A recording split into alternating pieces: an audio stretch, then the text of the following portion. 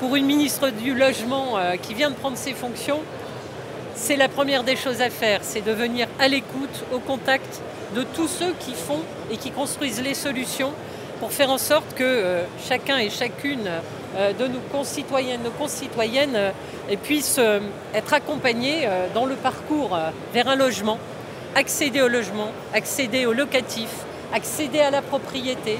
Pour un investisseur privé de savoir comment il va être accompagné, il faut écouter tous ces acteurs du logement. Et puis aussi, bien évidemment, être au rendez-vous de la transition écologique, de la transition climatique. C'est tout ce qui touche à la réduction des coûts, des impacts sur le pouvoir d'achat d'un logement mal isolé. Au-delà de la réduction des émissions de gaz à effet de serre, il y a effectivement cette question que le Premier ministre a rappelé hier. Le pouvoir d'achat des ménages, le premier impact, c'est le logement. Ce sont les charges, ce sont tous ces enjeux qu'il faut prendre à bras le corps parce que sinon, on aura occulté un des éléments essentiels pour permettre à nos concitoyens de vivre au mieux demain et de le faire dans les meilleures conditions aussi pour la planète.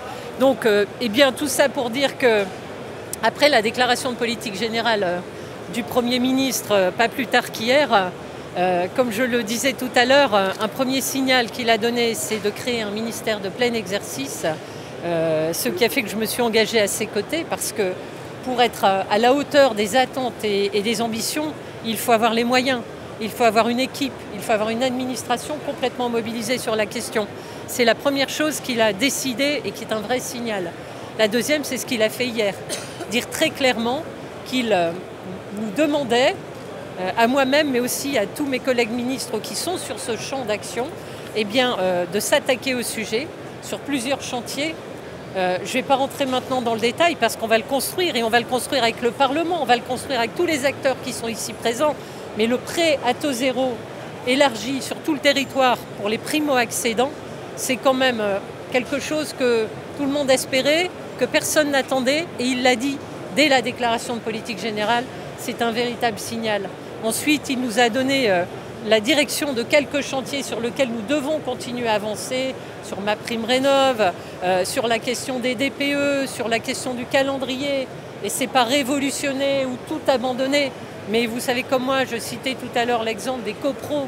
On sait bien que dans les copropriétés, faire en sorte que tous les propriétaires avancent de concert et soient au rendez-vous, c'est très difficile. Ça prend beaucoup plus de temps et qu'on ne peut pas être caricaturaux. On ne peut pas être dans la négation de la vraie vie, de la réalité. Et on a une exigence quand même d'être au rendez-vous de cette transition. C'est la ligne de crête sur laquelle on doit avancer. C'est un principe de réalité, mais une exigence aussi écologique, climatique.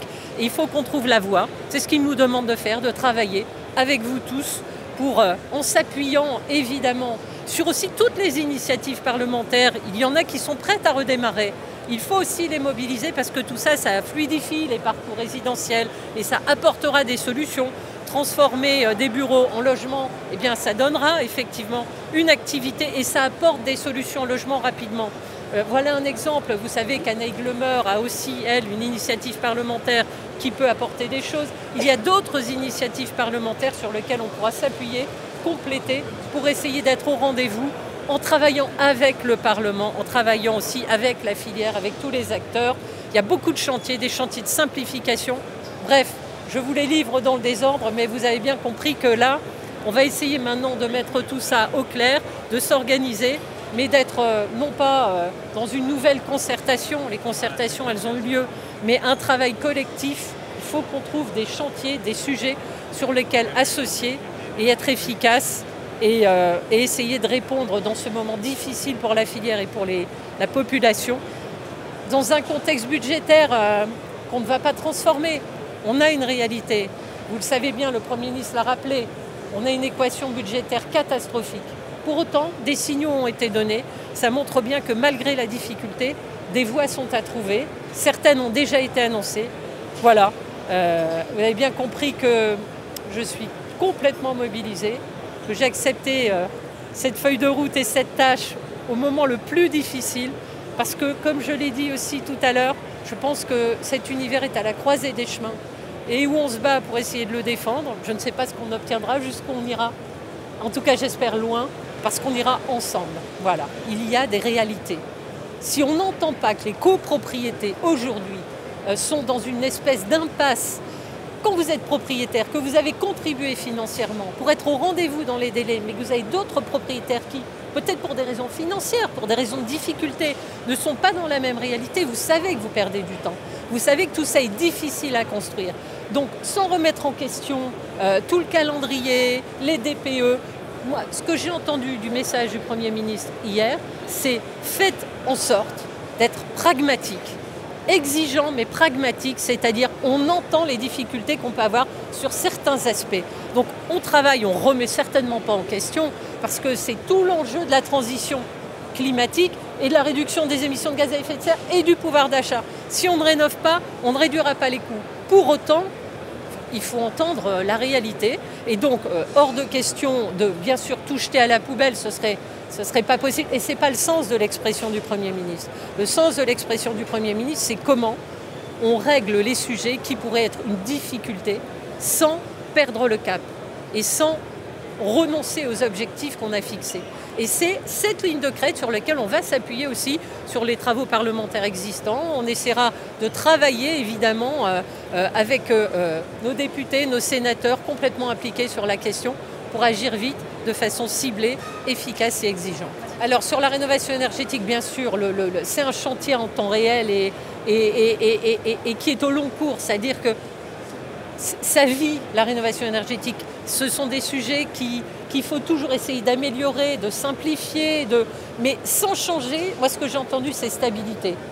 Plus on change les règles du jeu, quand on change trop massivement la direction, on met un coup d'arrêt à la filière, à la compréhension qu'en ont les citoyens, mais aussi les acteurs. Donc moi, ce que j'ai compris, c'est stabilité.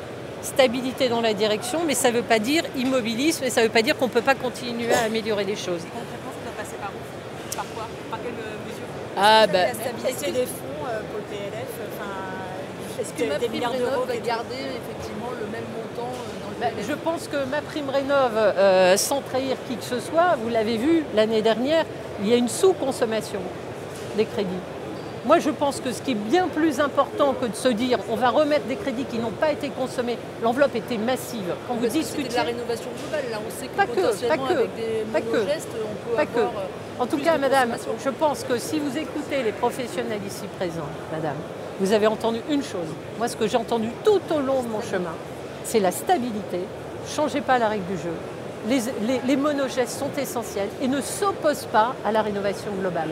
C'est un parcours vers la rénovation globale, mais on n'oppose pas les univers. Si on change tout, alors là, c'est là qu'on met en difficulté la filière. Après, madame, vous savez bien que l'année dernière, il y a eu une grosse sous-consommation très importante. Aujourd'hui, je pense que tout est en ordre de marche pour faire que la filière puisse bénéficier des sommes considérables et de l'amélioration aussi des financements. On va regarder comment avec les territoires, on va mieux travailler en symbiose, parce que je pense que là aussi on a beaucoup de progrès à faire avec les collectivités qui s'engagent. On a beaucoup de progrès à faire aussi sur peut-être les outils financiers qu'on a pour accompagner tout cela. Il y a des vrais chantiers, mais la direction, la stabilité, être au rendez-vous de cela, moi je pense que ce qui a fait le plus défaut à la filière, c'est ça.